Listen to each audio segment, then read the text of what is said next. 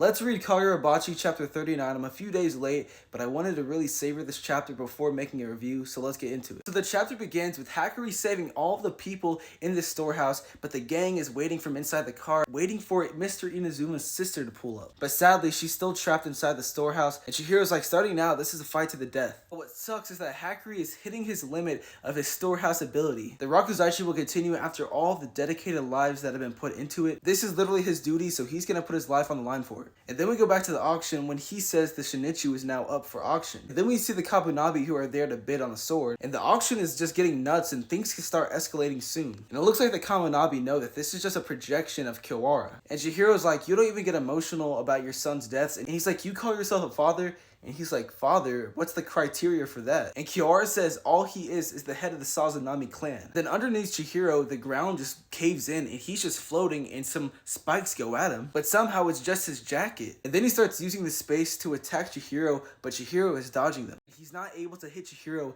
and Chihiro is coming in close and he says, Kuro shred. Then he sends multiple slashes at Kiwara, and he blocks them with this rubble, but Chihiro sends his sword after him. But Kiwara is able to block it. And then Kiwara sends out these grenades, and there's a huge explosion, and he thinks it's all good, but then he sees something. Behind him is Chihiro, and he grabs his sword, and he's about to slice at Kiwara. And he hits Chihiro, but he realizes that it's just a projection and Chihiro is up here. And Hakuri says, do it. And he slices Kiwara down the chest. And in this moment, Kiwara remembers exactly what Hakuri said.